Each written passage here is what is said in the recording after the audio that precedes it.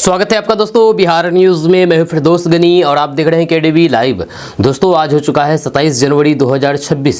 तो आज की पूरे बिहार की टॉप न्यूज लेकर आए हैं आपके लिए। वीडियो शुरू करने से पहले आपसे एक रिक्वेस्ट है कि अगर आप पहली बार इस चैनल पर आए हैं तो इस चैनल को सब्सक्राइब करके बेल आइकन को प्रेस कर दीजिए और साथ ही साथ वीडियो को लाइक कर दीजिए, अपने दोस्तों के साथ शेयर भी कीजिए।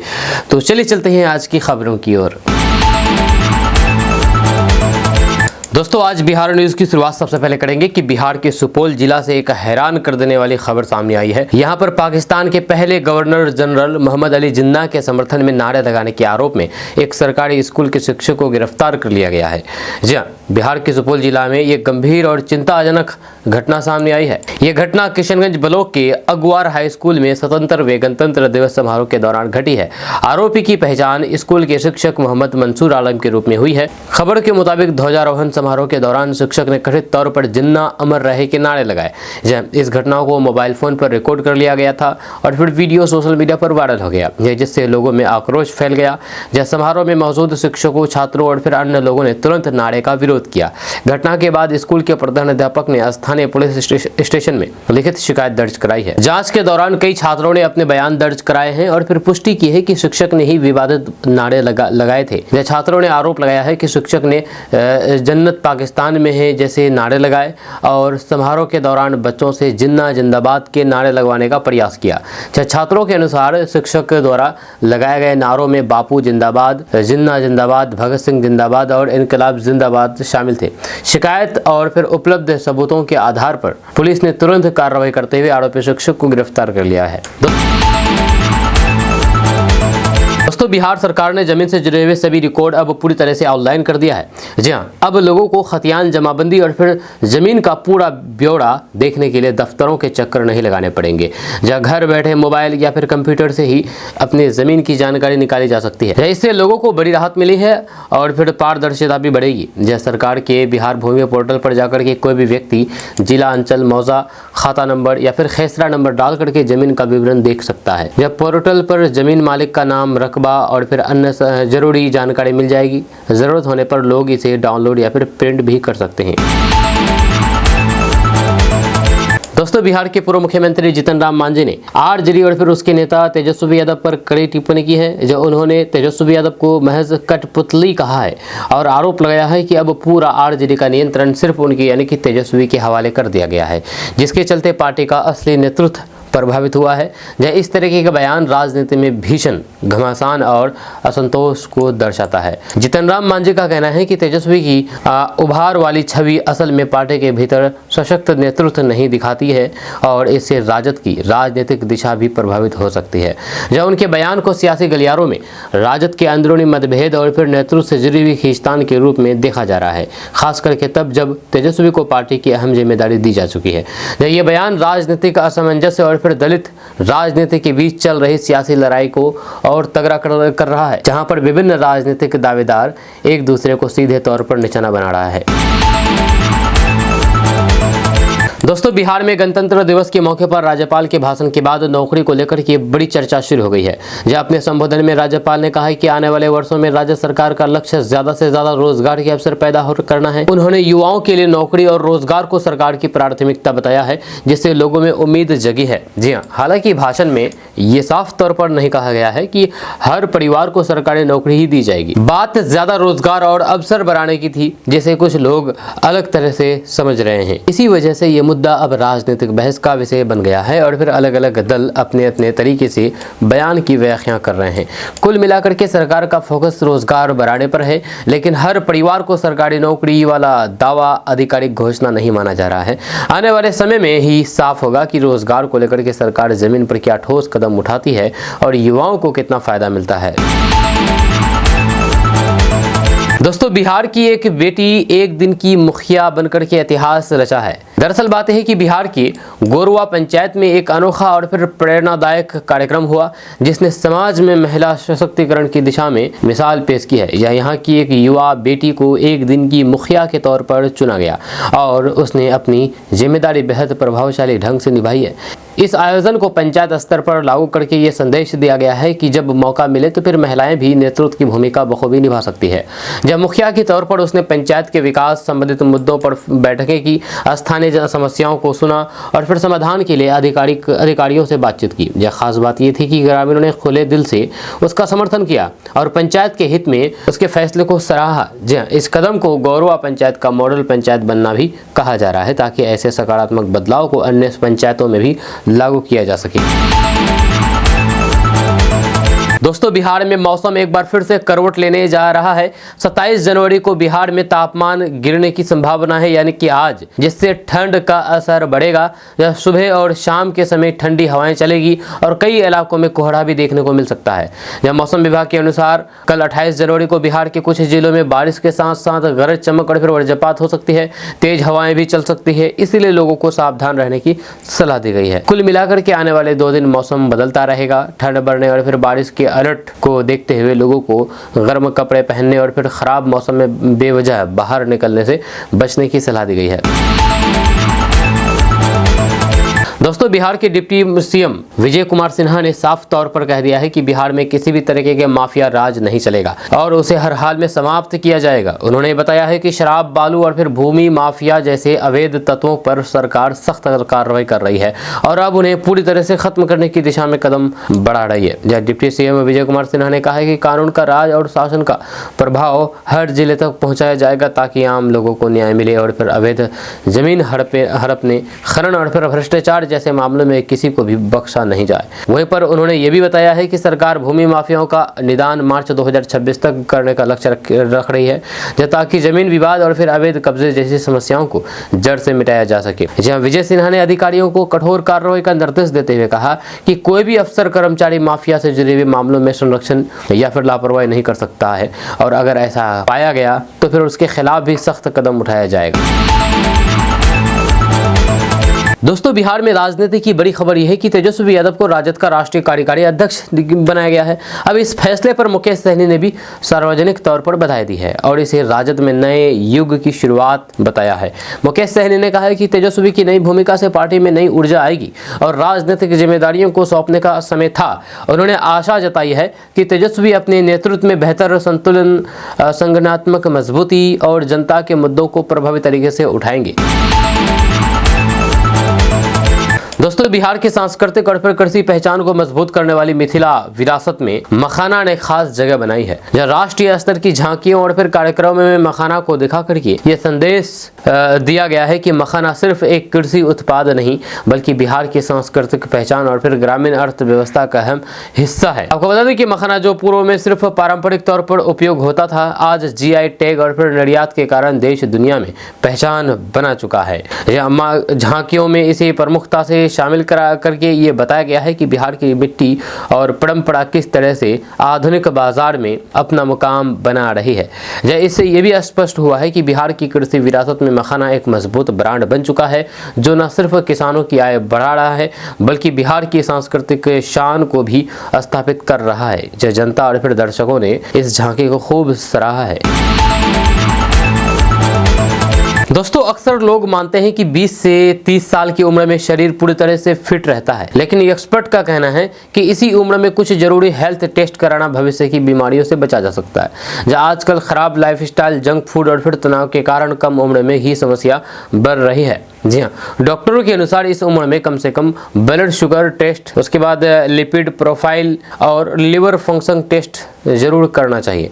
ये टेस्ट शरीर के अंदर चल रही गड़बड़ियों का समय रहते पता लगा देते हैं, जिससे डायबिटीज, हार्ट डिसीज और फिर लिवर संबंधित दिक्कतों से बचाव संभव है। समय पर जांच कराने से बीमारी को शुरुआती स्टेज में ही कंट्रोल किया जा सकता है। इसलिए अगर आप 20 से 30 की उम्र में हैं और फिर खुद को पूरी तरह से स्वस्थ मानते हैं, तब भी ये बेसिक टेस्ट कराना आपकी सेहत के लिए फायदेमंद साबित हो सकता है। दोस्तों आधार कार्ड में बड़ा बदलाव किया गया है, अब चेहरा पहचान बनेगा। जी हाँ, आधार सिस्टम में बड़ा बदलाव होने जा रहा है, जहां पर अब चेहरे के जरिए पहचान की प्रक्रिया को और मजबूत किया जाएगा। नई व्यवस्था में फेशियल रिकॉग्निशन टेक्नोलॉजी को ज्यादा अहमियत दी जा रही है, जिससे पहचान सत्यापन पहले से तेज और सुरक्षित होगा। इससे फर्जीवाड़े पर लगाम लगाने में भी मदद मिलेगी। इस तकनीक के तहत कई सेवाओं में उंगलियों के निशान या फिर OTP के साथ साथ चेहरों की पहचान का इस्तेमाल किया जा सकेगा। खास तौर पर सरकारी योजनाओं, बैंकिंग सेवाओं और फिर अन्य डिजिटल वेरिफिकेशन में यह सिस्टम काम आएगा। इससे उन लोगों को भी सुविधा होगी जिनके फिंगरप्रिंट मैच नहीं हो पाते हैं। जब कुल मिलाकर के ये बदलाव डिजिटल इंडिया की दिशा में बड़ा कदम माना जा रहा है। चेहरे से पहचान होने की सुविधा से सेवाएं ज्यादा आसान, तेज और सुरक्षित होंगी। साथ ही साथ आधार से जुड़ी हुई सेवाओं में पारदर्शिता भी बढ़ेगी। दोस्तों तेजस्वी यादव को आरजेडी का कार्यकारी अध्यक्ष बनाए जाने के बाद उनके समर्थकों में जबरदस्त उत्साह देखने को मिला है। इस फैसले के बाद कई जगहों पर जश्न मनाया गया और फिर पार्टी कार्यकर्ताओं ने इसे संगठन के लिए नया दौर बताया है। खबर के मुताबिक एक महादलित बस्ती में खास तौर पर मिठाइयां बांट करके खुशी जताई गई है। लोगों ने इसे सामाजिक न्याय की राजनीति की जीत बताते हुए कहा कि तेजस्वी के नेतृत्व में पार्टी और मजबूत होगी। समर्थकों का कहना है कि युवा नेतृत्व मिलने से पार्टी को नई दिशा मिलेगी। तेजस्वी यादव के कार्यकारी अध्यक्ष बनने को लेकर के जमीनी स्तर पर कार्यकर्ताओं में ऊर्जा और उम्मीद दोनों बढ़ी हुई दिख रही है। दोस्तों आरजेडी की राजनीति में तेजस्वी यादव की बढ़ती भूमिका के बीच अब परिवार के अंदर ही तीखी आवाजें सामने आ रही है। यह खबर के मुताबिक उनकी बहन रोहिणी आचार्य ने सोशल मीडिया के जरिए तंज भरे शब्दों का इस्तेमाल करते हुए कठपुतली और फिर शहजादा जैसे शब्दों से निशाना साधा है, जिससे सियासी हलकों में हलचल तेज हो गई है। जी हाँ, बताया जा रहा है कि ये बयान ऐसे समय में आया है जब तेजस्वी यादव को पार्टी में बड़ी जिम्मेदारी मिलने की चर्चा है और उन्हें लालू प्रसाद यादव के राजनीतिक उत्तराधिकारी के तौर पर देखा जा रहा है। रोहिणी आचार्य के इस रुख को परिवार और फिर पार्टी के अंदर चल रहे असंतोष से जोड़ करके देखा जा रहा है, जहां हालांकि आधिकारिक तौर पर पार्टी की तरफ से कोई भी कड़ा बयान सामने नहीं आया है। जब कुल मिलाकर के ये घटनाक्रम आरजेडी की अंदरूनी राजनीति को उजागर करता दिख रहा है। विपक्ष भी इसे मुद्दा बना करके पार्टी की एकजुटता पर सवाल उठा सकता है, जबकि समर्थकों का मानना है कि ये सिर्फ पारिवारिक मतभेद है और संगठन पर इसका बड़ा असर नहीं पड़ेगा। दोस्तों बिहार में जीविका से जुड़ी महिलाओं ने सिलाई कढ़ाई के काम से एक बड़ी मिसाल पेश की है। जब खबर के मुताबिक जीविका दीदियों के हाथों का हुनर अब बड़ा आर्थिक मॉडल बन चुका है और उनके उत्पादों से करीब 225 करोड़ रुपए का टर्नओवर हुआ है। इससे साफ है कि ग्रामीण महिलाएं अब आत्मनिर्भरता की राह पर तेजी से आगे बढ़ रही है। इन महिलाओं को प्रशिक्षण, मशीनें और फिर बाजार से जोड़ने में सरकार और जीविका समूह की अहम भूमिका रही है। जब कपड़े, यूनिफॉर्म, बैग और फिर अन्य सामान तैयार करके ये दीदियां न सिर्फ कमाई कर रही है बल्कि स्थानीय स्तर पर रोजगार भी पैदा कर रही है। कुल मिलाकर के ये पहल महिला सशक्तिकरण की बड़ी मिसाल बन रही है। जीविका दीदियों की मेहनत ने दिखा दिया है कि सही अवसर और फिर समर्थन मिले तो फिर गांव की महिलाएं भी करोड़ों का कारोबार खड़ा कर सकती है। दोस्तों नीट छात्रा की मौत के मामले में अब सियासी बयानबाजी तेज हो गई है। डीएनए टेस्ट के लिए परिवार का सैंपल लेने की प्रक्रिया पर सांसद पप्पू यादव भड़क उठे।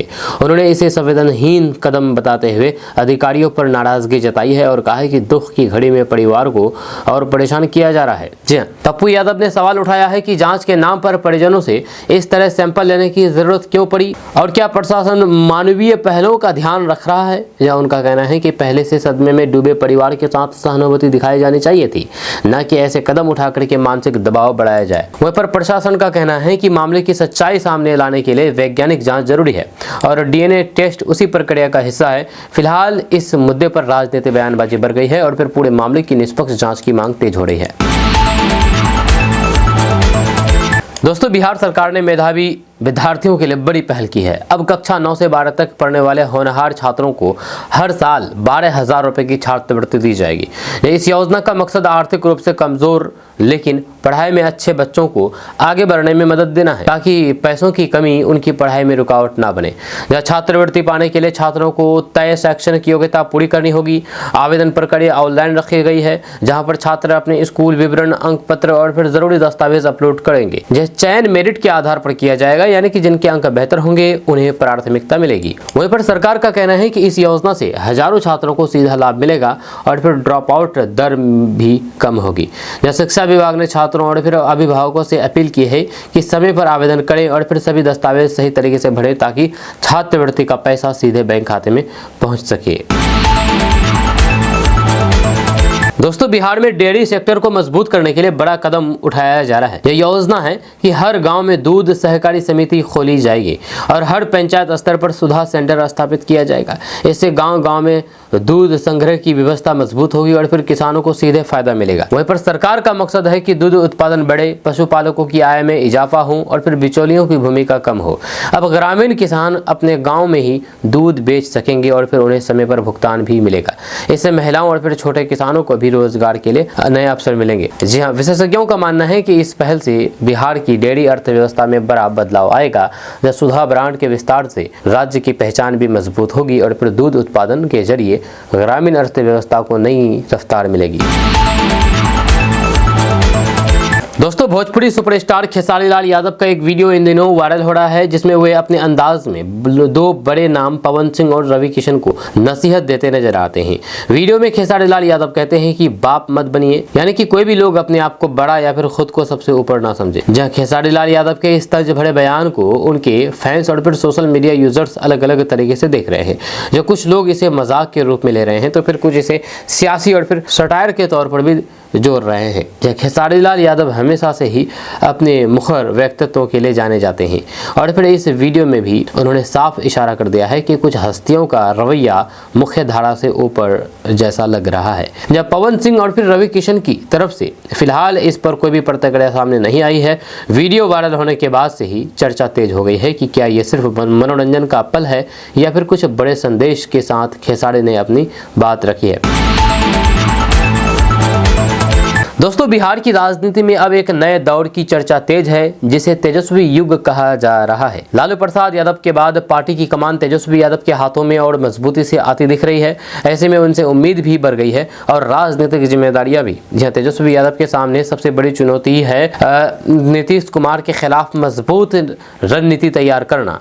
दूसरी चुनौती आरजेडी की पारंपरिक MY समीकरण छवि से बाहर निकल करके अन्य जातियों और फिर वर्गों में भी अपनी पकड़ मजबूत करना। तीसरी बड़ी कसौटी यह है कि वे खुद को एक परिपक्व और फिर भरोसेमंद नेता के तौर पर रूप में स्थापित करें जो सिर्फ विरासत नहीं बल्कि अपने दम पर राजनीति कर सके।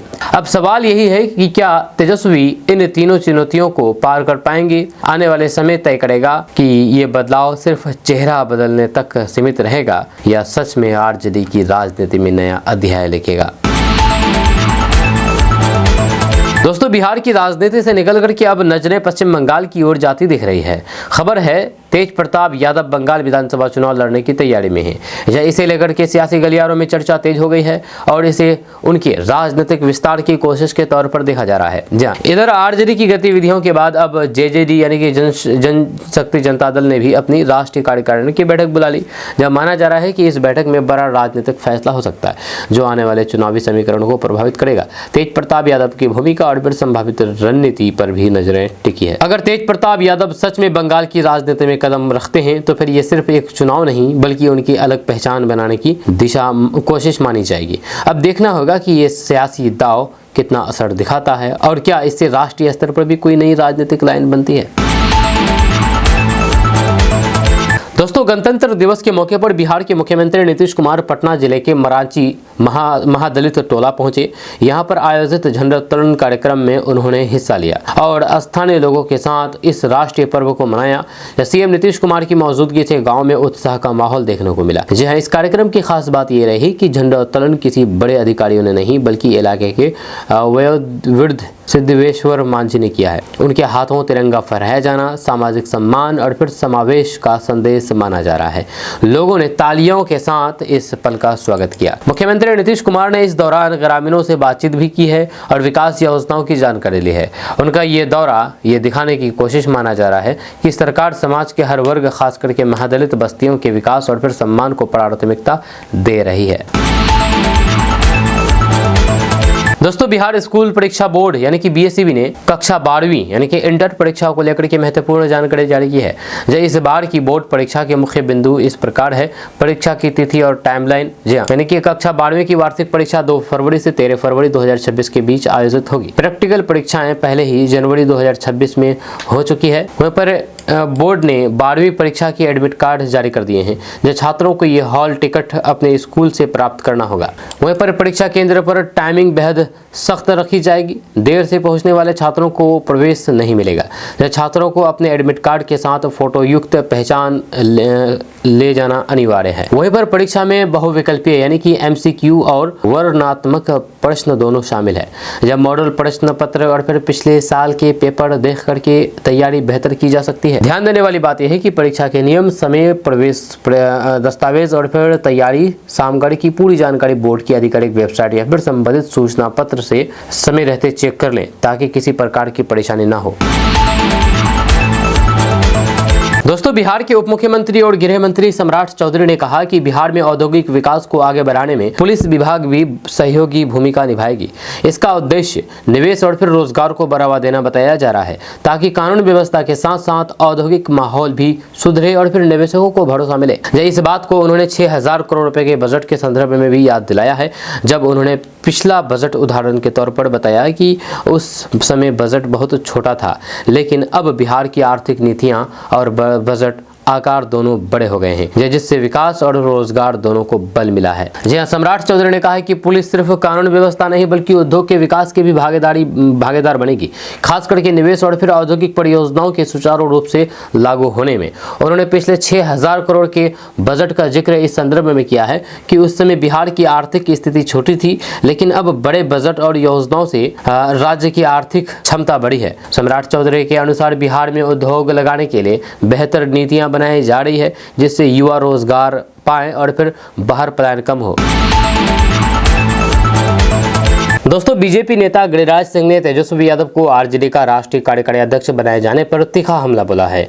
उन्होंने कहा है कि वंशवादी पार्टियां देश के लोकतंत्र के लिए खतरा है और ऐसी राजनीति को उन्होंने कैंसर तक बता दिया है। गिरिराज सिंह के मुताबिक एक ही परिवार के लोगों का पार्टी पर कब्जा लोकतांत्रिक व्यवस्था को कमजोर करता है। उन्होंने ये भी कहा है कि आरजेडी में ये फैसला संगठन की लोकतांत्रिक प्रक्रिया से ज्यादा परिवारवाद की परंपरा को आगे बढ़ाने जैसा है। उनके अनुसार देश की राजनीति में ऐसे दलों की सोच से आम कार्यकर्ताओं को आगे बढ़ने का मौका नहीं मिलता और उनके नेतृत्व एक ही परिवार तक सीमित रह जाता है। वहीं पर इस बयान के बाद बिहार की सियासत में जुबानी जंग तेज हो गई है। आरजेडी समर्थक इसे राजनीतिक हमला बता रहे हैं, जबकि बीजेपी इसे परिवार बनाम संगठन की राजनीति का मुद्दा बना रही है। तेजस्वी यादव को मिली नई जिम्मेदारी के साथ ही राज्य की राजनीति में टकराव और फिर तेज होने के संकेत मिल रहे हैं। दोस्तों भारतीय मूल के तरुण चंद्र को ब्रिटेन ने अमेरिका में बड़ी जिम्मेदारी दी है। जी हाँ, ब्रिटेन सरकार ने भारतीय मूल के वरुण चंद्र को अमेरिका में व्यापार और निवेश के लिए विशेष दूत नियुक्त किया है। उनका काम अमेरिका और ब्रिटेन के बीच व्यापारिक रिश्तों को और मजबूत बनाना होगा। यह नियुक्ति इसलिए अहम मानी जा रही है क्योंकि अमेरिका ब्रिटेन का सबसे बड़ा व्यापारिक साझेदार है। जहाँ वरुण चंद्र एक अनुभवी बिजनेस सलाहकार हैं और अंतर्राष्ट्रीय निवेश मामलों की अच्छी समझ रखते हैं। उन्होंने ऑक्सफोर्ड यूनिवर्सिटी से पढ़ाई की है और कई बड़ी कंपनियों के साथ रणनीतिक स्तर पर काम कर चुके हैं। अब वो ब्रिटेन की ओर से अमेरिका में निवेश बढ़ाने और फिर नई आर्थिक साझेदारियां बनाने पर फोकस करेंगे। हाँ, आसान शब्दों में कहें तो फिर वरुण चंद्र अब अमेरिका में ब्रिटेन के आर्थिक हितों की कमान संभालेंगे। उनकी भूमिका दोनों देशों के बीच बड़े कारोबारी समझौते कराने और निवेश के लिए नए रास्ते खोलने में महत्वपूर्ण रहने वाली है। दोस्तों गणतंत्र दिवस के अवसर पर तेजस्वी यादव ने बड़ा हमला बोला है। एनडीए सरकार पर जोरदार सवाल उठाए हैं। जहां गणतंत्र दिवस के मौके पर तेजस्वी यादव ने बिहार की एनडीए सरकार पर तीखा हमला बोला है। जहां उन्होंने कहा है कि लोकतंत्र और संविधान की बात तो की जाती है, लेकिन जमीनी स्तर पर आम लोगों को उनके अधिकारों से वंचित किया जा रहा है। तेजस्वी यादव ने आरोप लगाया है कि सरकार जनता की मूल समस्याओं से ध्यान भटका रही है। जी हाँ, तेजस्वी यादव ने बेरोजगारी, महंगाई और फिर कानून व्यवस्था जैसे मुद्दों को उठाते हुए कहा कि युवाओं को रोजगार नहीं मिल रहा है और अपराध की घटनाएं बढ़ रही है। उन्होंने कहा है कि गणतंत्र दिवस सिर्फ झंडा फहराने तक सीमित नहीं होना चाहिए, बल्कि जनता को वास्तविक न्याय और फिर सुविधा मिलनी चाहिए। उन्होंने आगे कहा है कि विपक्ष जनता की आवाज बनकर के इन मुद्दों को लगातार उठाता रहेगा। तेजस्वी यादव ने लोगों से अपील की है कि वे संविधान की ताकत को समझें और फिर अपने अधिकारों के लिए जागरूक हों। दोस्तों, कौन है आखिर पीयूष सिंह? बिहार के रहने वाले पीयूष सिंह, जिन्होंने रणजी ट्रॉफी में दोहरा शतक ठोका है। जी हाँ, पीयूष कुमार सिंह एक भारतीय क्रिकेटर है और फिर बिहार क्रिकेट टीम के लिए ओपनिंग बल्लेबाज की भूमिका निभाते हैं। वे 4 मई 2001 को बिहार चंदौली में जन्मे हैं और फिर बाएं हाथ के बल्लेबाज के रूप में पहले भी घरेलू क्रिकेट में अपना प्रदर्शन दे चुके हैं। रणजी ट्रॉफी में उभरता ये सितारा है। 2025-26 के Ranji trophy play group final में मणिपुर के खिलाफ मैच के दूसरे इनिंग में उन्होंने नाबाद 216 रन की दमदार पारी खेली, जिससे बिहार ने 568 रनों से शानदार जीत दर्ज करते हुए फिर से एलिट ग्रुप में प्रवेश किया। पीयूष के खेल के सफर के बारे में अगर बात की जाए तो पीयूष ने पहले भी रणजी ट्रॉफी और फिर विजय हजारे ट्रॉफी जैसे घरेलू टूर्नामेंट में बिहार के लिए अच्छा प्रदर्शन किया है। उन्होंने अतीत में भी पहला शतक 102 जड़ा था और घरेलू में टीम के लिए बेशकीमती रन बनाए हैं। आसान शब्दों में कहें तो पीयूष सिंह बिहार के प्रमुख युवा बल्लेबाज हैं, जिन्होंने अपनी शानदार बल्लेबाजी से टीम को बड़ी जीत दिलाई है और खुद को घरेलू क्रिकेट में एक उभरता नाम बना लिया है। दोस्तों, बिहार के खगड़िया जिला में कोसी नदी पर लगभग 25 करोड़ रुपए की लागत से लगभग 500 मीटर लंबा पीपा पुल बनकर के तैयार हो गया है। ये पुल खगड़िया और मधेपुरा के बीच की दूरी को 70 किलोमीटर से घटा करके लगभग 25 किलोमीटर कर देगा, जिससे तो लोगों का रोजगार का सफर बेहद आसान हो जाएगा। वहीं पर यह पुल गौगड़ी ब्लॉक के बिरबास गांव के पास बनाया गया है और प्रशासन की योजना है कि 28 जनवरी 2026 से इसे वाहनों के लिए खोल दिया जाएगा। इससे खगड़िया, मधेपुरा, मुंगेर और फिर भागलपुर जैसे जिलों के कई दियारा गाँव के लोगों को सीधा लाभ मिलेगा। वहीं पर स्थानीय लोगों के अनुसार अब तक नदी पार करने के लिए नाव या फिर लंबा चक्कर लगाना पड़ता था, लेकिन पुल के बनने से समय, खर्च और फिर जोखिम दोनों घटेंगे, जिससे करीब 1 लाख से अधिक लोग सीधे शहरों और फिर बाजारों से जुड़ सकेंगे।